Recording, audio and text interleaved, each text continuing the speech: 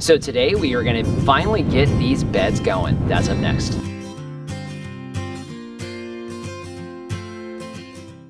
Hello everyone, this is Dwayne with Edge of Nowhere Farm, and we're coming to you today on a very breezy September morning 2020. So today is September 19th, 2020, and we are finally getting to the point where we can almost feel fall coming in.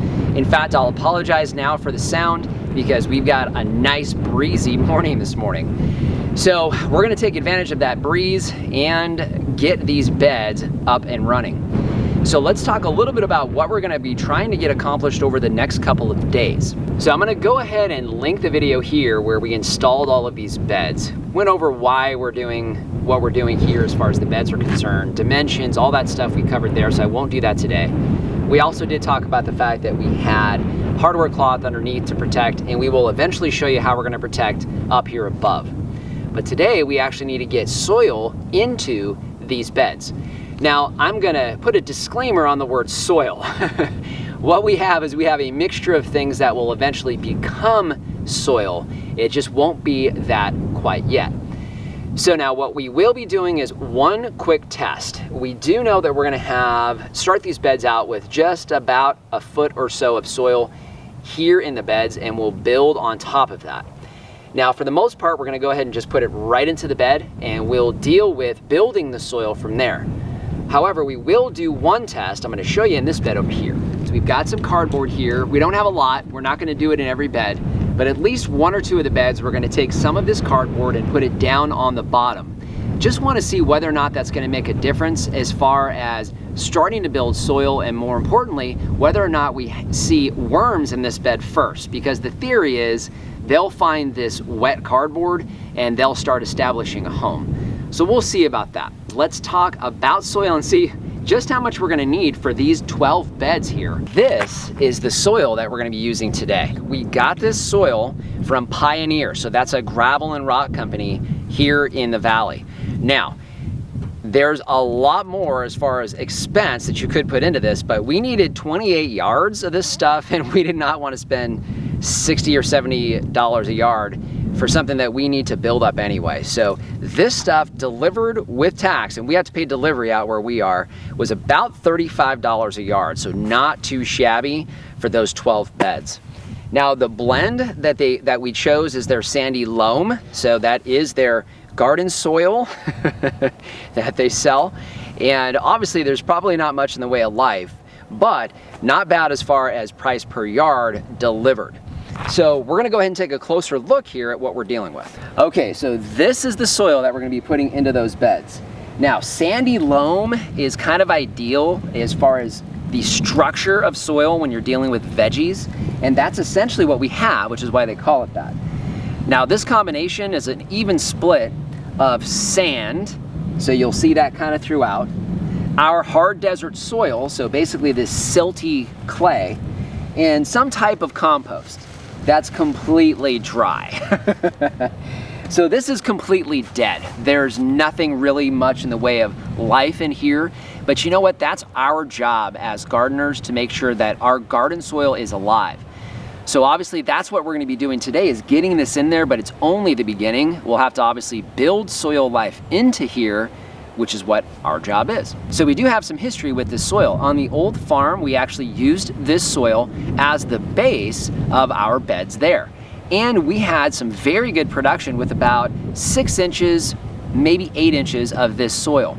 We had some fantastic growth in our beets, nice and round, very long as far as beets go, nice long carrot growth. We had very good growth in our garlic, and the reason why is that soil structure, which is the only thing we're going for with this. The soil structure is that silty, sandy loam. So it allows those root vegetables to grow out and down. And that's all we're trying to get out of this huge pile of soil that you see behind me. We need to get the tractor out. We're gonna start getting this stuff into the beds as best we can. One of the things that I didn't do so well as far as designing was designing a way for the tractor to get into all of the beds. But we're gonna go ahead and get cardboard down in 1 or 2 of those beds, and Lori and I are gonna get to work with a wheelbarrow, shovels, and the tractor, and a combination thereof, to get all of this soil into those beds.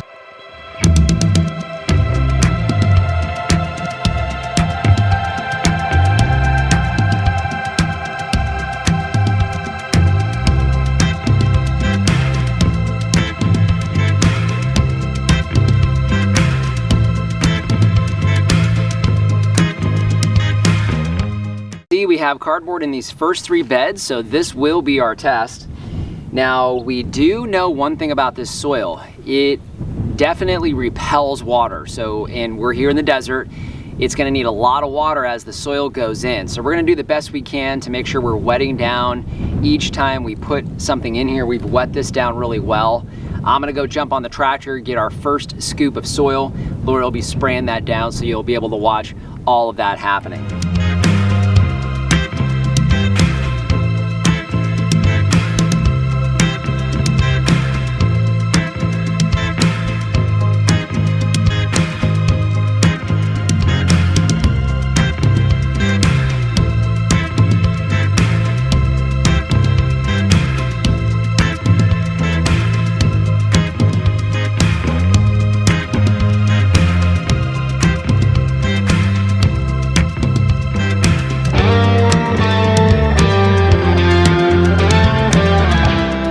We're here the following morning. It is September 20th, 2020, and we have these 6 beds complete. So hopefully you can pick it up behind me. But essentially what we've done is we just have the soil in the beds, and we have about a foot, give or take, of soil. We still have about 4 to 6 inches of space, and that is specifically because we will be building fertility into this soil. We won't be tilling it or doing anything like that, but we'll continue to build on top of it year after year. So we want to make sure we start out with a little bit of space, but this gives us some sandy loam depth for the plants that we're going to be starting here this fall. Now we're only going to do these 6 beds this time around.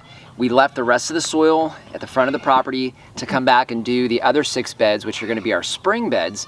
We'll come back to those in a month or 2. The reason being is now that we have this soil down, we have to make sure that we start actually growing soil. So that's what we're gonna do today with a couple different things. The first thing you're gonna see us do is we're gonna go and get some wood chips, and we're gonna get wood chips on top of this dirt. These first 3 beds will have wood chips only for now, because these will actually be our production crops this fall. So all we're gonna do is just top them with wood chips so we can keep them nice and moist and start getting this soil wet so it can hold moisture as opposed to repel it. So I'm gonna grab the tractor, head to the back, get some wood chips, and start filling these beds with a light layer of wood chips.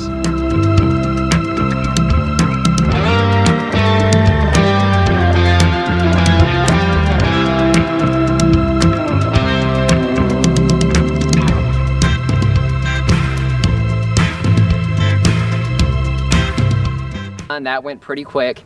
We've got just a few inches of wood chips on there that will keep wet during the week so we can try to hold that moisture in there.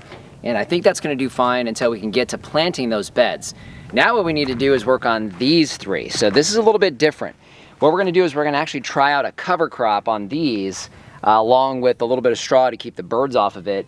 We're a little bit early for planting, but I'm hopeful that what we've chosen to put in here may actually still work. Let's take a peek at that. We've got primarily 2 things. We have radish. This is daikon radish here. We do have these in the Amazon shop.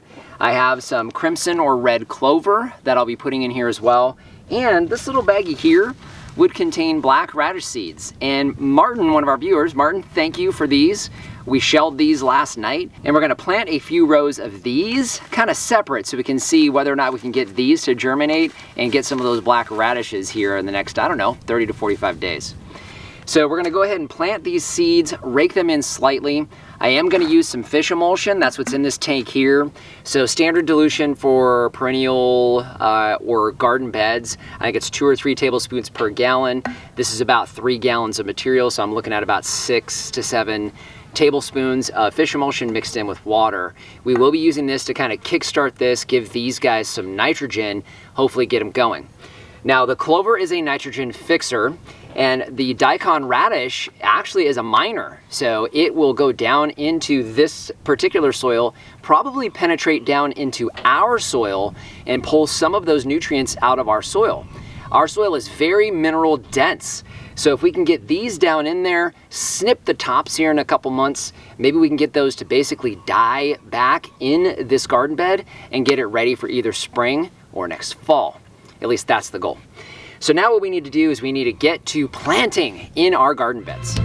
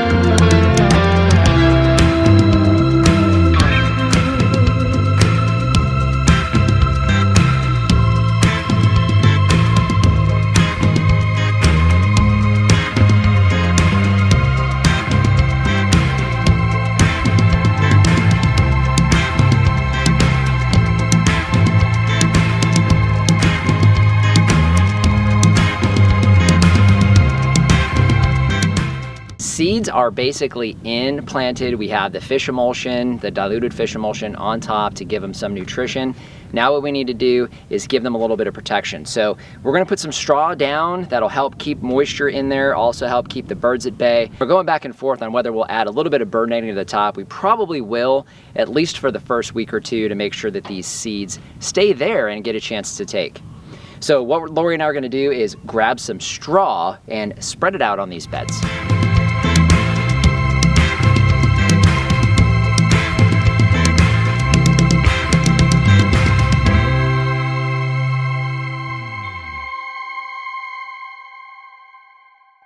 We now have this ready, hopefully to have some seeds germinating and start creating soil.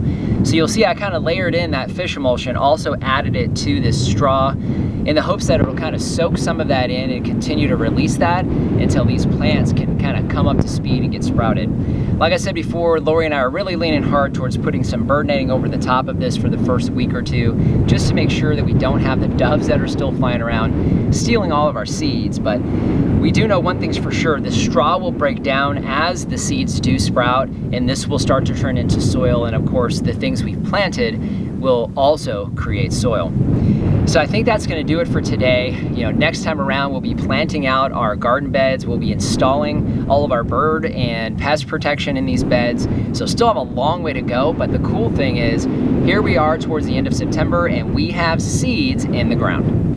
So just want to thank you for joining us today. If you haven't done so already, subscribe to the channel. Questions or comments, leave those in the comment section down below. Instagram and Facebook, we post content there you won't see here on the YouTube channel. Our Amazon shop, I'll leave a link down in the description. That's a free, painless way to help support the channel. If you start with that link, it doesn't matter what you buy, you help to support us here. One more thing, our Healthy Farm Living channel, that is a new channel that Lori and I started.